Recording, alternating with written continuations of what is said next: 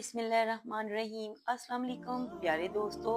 हज़रत गौसे आज़म शेख अब्दुल कादिर जिलानी रहमतुल्लाह अलैह एक कब्रिस्तान में गए और कब्रिस्तान में गाने वाले गवैये ने ऐसा कौन सा गाना गाया कि कब्रिस्तान के सारे मुर्दा जिंदा हो गए और झूमने लगे।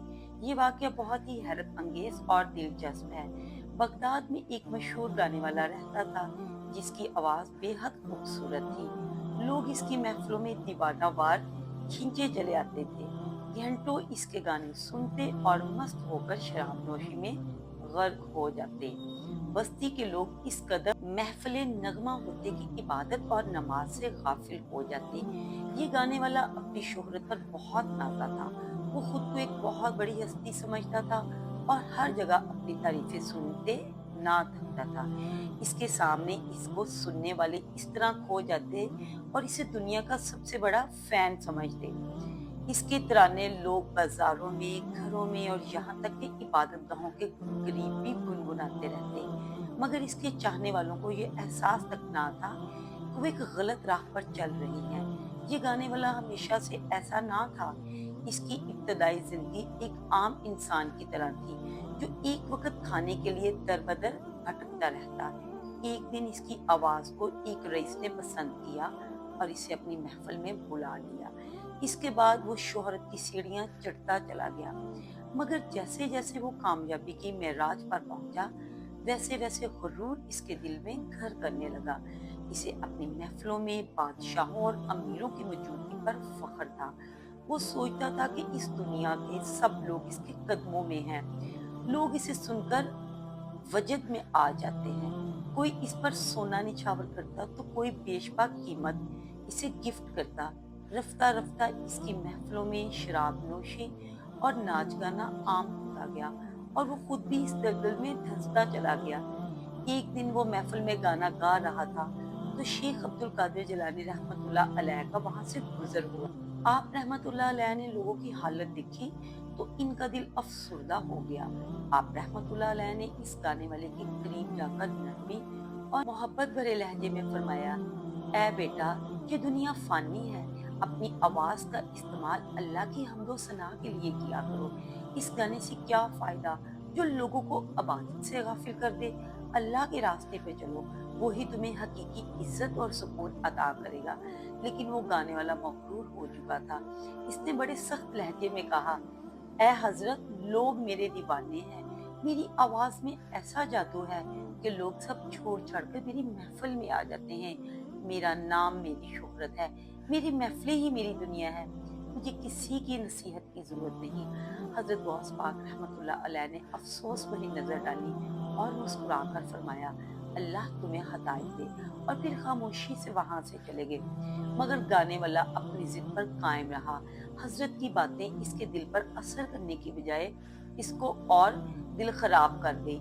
इसने ना सिर्फ हजरत गौसे आजम रहमतुल्लाह की बातों को नजरअंदाज किया बल्कि इनकी बुराई करना भी शुरू कर दी। वो हर महफिल में इनके खिलाफ बातें करता और लोगों को इनके खिलाफ भड़काने की कोशिश करता। कुछ दिनों बाद आप रहमतुल्लाह अलैह के मरीद ने आप रहमतुल्लाह को इत्तला दी कि वो गाने वाला हर महफिल में आपकी बुराई करता है और लोगों को आपके खिलाफ भड़काने की कोशिश करता है।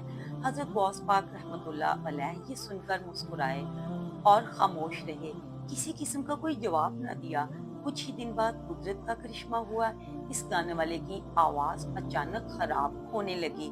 जो आवाज लोगों को मस्त कर देती थी अब बेसुरी हो चुकी थी और लोग जो कभी इसके दीवाने थे अब इसकी महफिलों में जाने से कतराने लगे। आखिरकार इसकी इस बेसुरी आवाज जब नाकाबिले बर्दाश्त हो गई तो सुनने वालों ने इस पर आवाजें कसना शुरू कर दी। पहले लोग चुपचाप इसकी आवाज बर्दाश्त करते रहे मगर फिर उन्होंने नापसंदीदगी का इजहार करना शुरू कर दिया। एक दिन जैसे ही वो किसी महफिल में गाने के लिए बैठा तो मजमा में से शोर बुलंद हुआ, बस करो, अब ये आवाज सुनने के काबिल नहीं रही। फिर किसी ने एक टमाटर इसकी तरफ उछाला। इसके बाद तो गोया हजूम को मौका ही मिल गया। वहां ये मौजूद तमाम लोगों ने इस पर टमाटर और दीगर अशिया फेंकना शुरू कर दी। वो कभी दाएं तो कभी बाएं बचने की कोशिश करता रहा मगर बेसुरी आवाज ने उसे बेबस कर दिया था। इसकी इज्जत खाक में मिल चुकी थी। वो जो लोग कल इसका इज्जत और एहतराम करते थे, आज मजाक बन चुका था। जो लोग कल तक इस पर गुब्बारे जा रहे थे, आज इसकी महफिलों में आना छोड़ चुके थे। आहिस्ता आहिस्ता लोग इससे मुंह मोड़ने लगे। मायूसी के इस आलम में जब इसकी हालत दिन ब दिन बदतर होने लगी, तो इसके पास जमा हुई रकम भी खत्म हो गई और इसकी हालत भिखारियों जैसी हो गई और खाने को भी कुछ मैसर ना आता। इसको गाने का इतना शौक था, इसको महफिलों की इतनी लत लग चुकी थी, मगर इसका गाना सुनने को कोई तैयार नहीं था। तो उसने एक अजीब फैसला किया। इसने सोचा अगर जिंदा लोग इसकी कदर नहीं करते तो वो मुर्दों के दरमियान जाकर गाना गाएगा। वो कब्रिस्तान पहुंच गया और वहां जाकर गाना गाने लगा। मगर जैसे ही इसकी बेसुरी आवाज कब्रिस्तान में गूंजी तो अजीब मंजर होने लगा। कब्रें हिलने लगी, मट्टी लरसने लगी और एक कब्र से एक मुर्दा निकल आया। इस मुर्दे की आंखें अंगारों की तरह दहक रही थी। वो मुर्दा गाने वालों की तरह देखकर बोला, ऐ नादान इंसान, तूने अपनी पूरी जिंदगी फजूलियात में गुजार दी। शराब खाने और अयाशी में डूबकर तूने अपनी आखिरत के सफर को बर्बाद कर लिया। क्या तूने एक लम्हे के लिए भी सोचा कि मरने के बाद क्या होगा? क्या तुझे नहीं मालूम कि कब्र की तारीखियां तेरा इंतजार कर रही हैं? क्या तूने क़यामत के दिन का कभी तसव्वुर नहीं किया?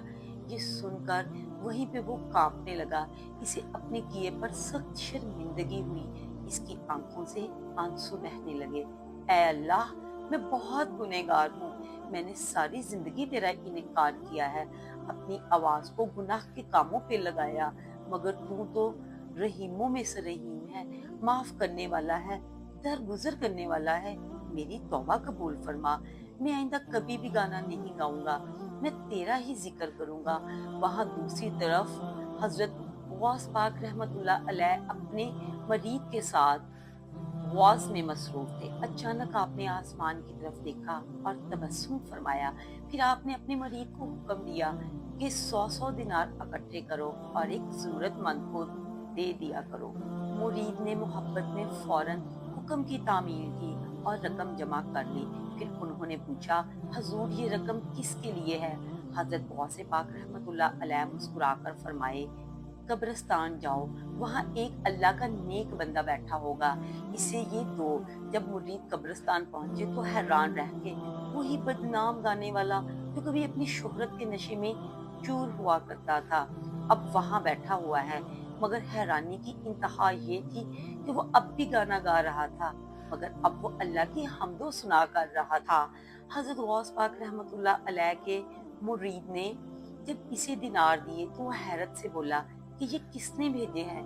तो आप रहमतुल्लाह के मुरीद ने बताया, ये गौस पाक रहमतुल्लाह ने भेजे हैं और ये कहा है कि अल्लाह ने तुम्हारे लिए ये इनाम भेजा है।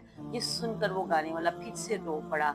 इसने हाथ उठाकर दुआ की, या अल्लाह, मैंने दुनिया की मोहब्बत में तुझे भुला दिया था, मगर तूने मुझे नहीं भुलाया। मैं हमेशा तेरा शुक्रगुजार रहूंगा। यूं उसने अपनी बाकी जिंदगी इबादत और जिक्र में बसर की और अल्लाह का प्यारा बंदा बन गया। दोस्तों, आपको आज की कहानी कैसी लगी कमेंट बॉक्स में मुझे जरूर बताइएगा और गौस पाक को चाहने वाले गौस पाक अल मदद जरूर लिखें। उम्मीद करती हूँ आपको ये कंटेंट पसंद आया होगा। मेरे इस चैनल को आप सब्सक्राइब करें, वीडियो को लाइक करें और इस कंटेंट को फैमिली फ्रेंड्स में शेयर करें। अल्लाह हाफिज।